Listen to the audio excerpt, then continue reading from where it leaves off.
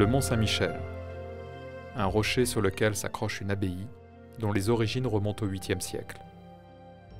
Un rocher isolé dans une vaste baie. Tout ici concourt à la beauté du site. Pourtant, année après année, le site perdait de son merveilleux. L'ensablement ramenait inexorablement le mont dans les terres. Il était temps d'agir. Pour repousser les sédiments vers le large, une solution simple est arrêtée. Utiliser la force naturelle des courants du fleuve faisant face au mont Saint-Michel. Encore faut-il assurer la libre circulation des courants autour du mont, empêchée par la digue-route actuelle. Il est donc décidé de la remplacer en partie par un pont-passerelle.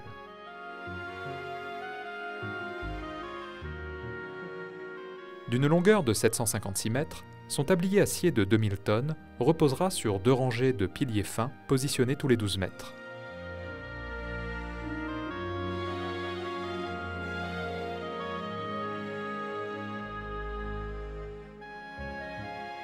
Cette multiplication des appuis donnera à l'ensemble l'aspect d'une jetée sur pilotis, s'élevant à environ 1 mètre au-dessus du sol ou des flots à marée haute.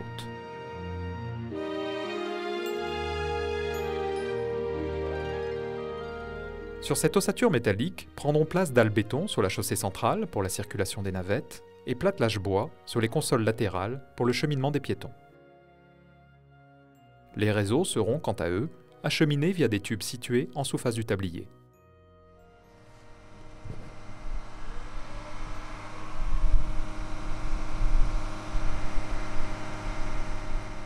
Mandataire d'un groupement, Eiffage Branche Métal a remporté le marché de sa construction au printemps 2011. À charge pour l'entreprise Eiffage Construction Métallique de produire les 134 piliers en acier et la structure métallique du pont-passerelle, dont elle devra assurer l'installation sur site. C'est un chantier difficile qui attend les équipes.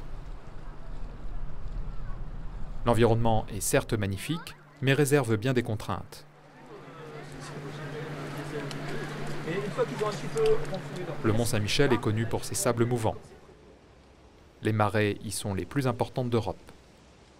La différence entre haute et basse mer peut atteindre les 15 mètres.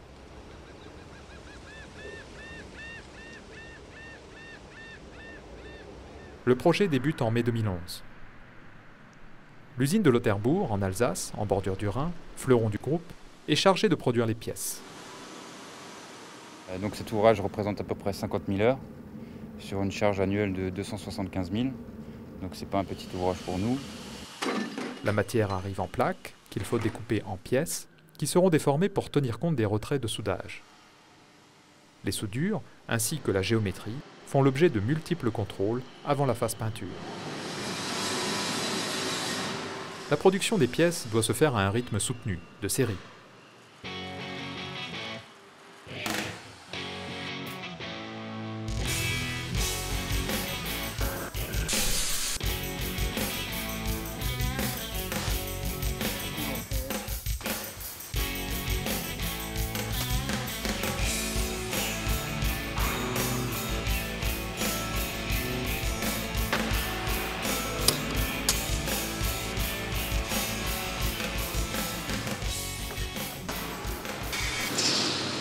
Seul problème, l'ouvrage est courbe, et si les différents éléments du pont-passerelle se ressemblent beaucoup, aucun n'est identique. Et donc ces passerelles, il n'y a pas 2 fois le même caisson, même si on a l'impression qu'ils sont tous identiques, ils ont tous un rayon différent. Et donc nous on a choisi de le découper pour essayer de faire des standards, et justement arriver à cette fabrication en série, mais toutes les pièces restent quand même différentes. Pour en faciliter la mise en œuvre, le tablier sera découpé en 64 tronçons destinés à être positionnés les uns derrière les autres. Afin d'éviter les contraintes liées au transport exceptionnel, mais aussi pour rationaliser la production, chaque tronçon sera découpé en 4 pièces qu'il faudra donc assembler sur site. Vu les faibles dimensions des pièces et le faible poids, on a opté pour un transport traditionnel où on optimise le chargement à 2 caissons par camion, ce qui fera au total une centaine de camions pour les caissons, plus une centaine d'autres camions pour les piles et les aisements transversaux. La production peut commencer.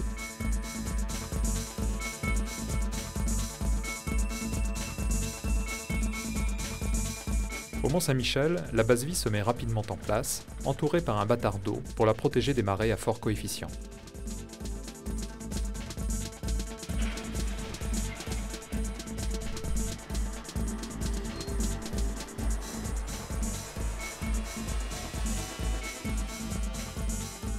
En août 2011, un prototype est construit pour vérifier les interfaces entre les différents corps de métier.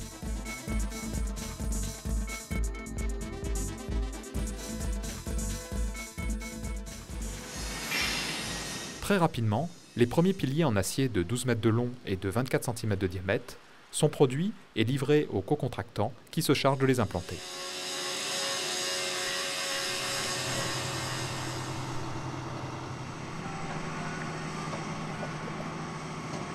Sans attendre la fin de ce chantier, l'usine de Lauterbourg commence à produire les éléments de structure du pont passerelle.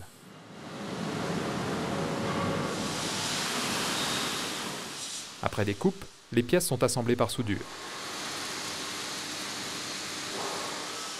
Vu le fort milieu corrosif d'implantation de la passerelle, 4 couches de peinture anti-corrosion sont réalisées sur les différents sous-ensembles.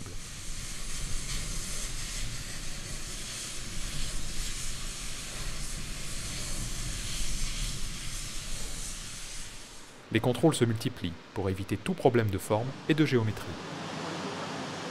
La longueur à respecter, la largeur, la réalité, tout se passe au millimètre ici, quoi. Ça demande du savoir-faire, quoi. En effet, chaque tronçon devra parfaitement se positionner sur les piliers préinstallés. Les 4 sous-ensembles constituant un tronçon doivent être assemblés sur site. Pour répondre à cet impératif, 3 marbres d'assemblage ont été aménagés sur la base vie, sur laquelle une équipe de 12 personnes, constituée d'assembleurs et de soudeurs, s'y relaie.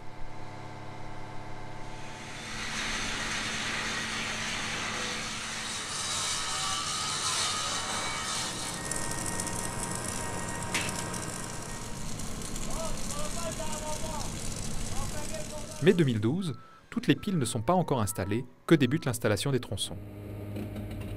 Pour supporter les 40 tonnes de poids, une grande grue chenille est mobilisée pour amener chaque tronçon de 12 mètres sur 6 à la verticale des piles sur lesquelles ils reposeront.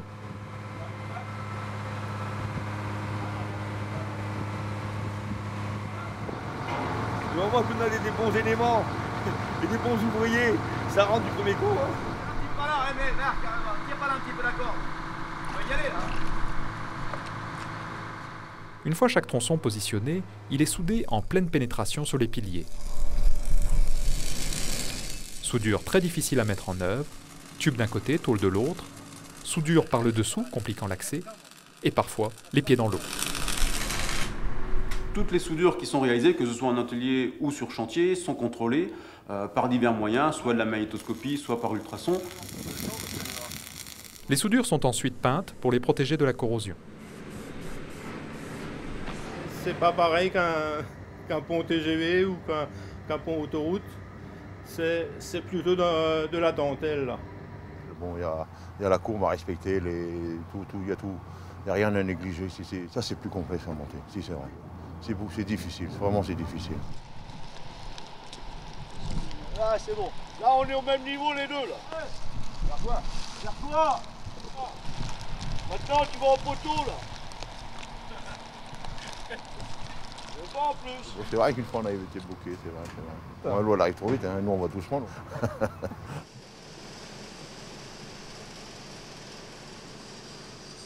Fin juillet 2012, 10 tronçons ont déjà été installés.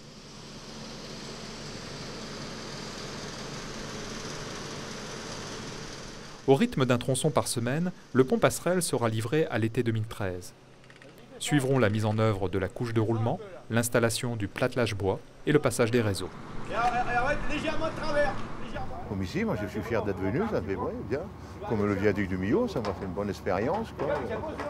C'est une fierté, pas que vis-à-vis des proches, mais aussi professionnellement, d'avoir réussi à mettre en place un ouvrage complexe et où aussi les médias sont un peu rivés dessus et puis vous regardent tous vos faits et gestes. Concrètement, retrouver les ouvrages que nous on a dessinés sur ordinateur, les retrouver en taille réelle déjà, c'est nettement plus impressionnant. Et à la fin, quand vous voyez l'ouvrage qui a été terminé, c'est exceptionnel. Encore une fois, Eiffage Construction Métallique, avec la construction du pont passerelle du Mont-Saint-Michel, démontre sa maîtrise des ouvrages complexes dans des environnements de chantier hostiles.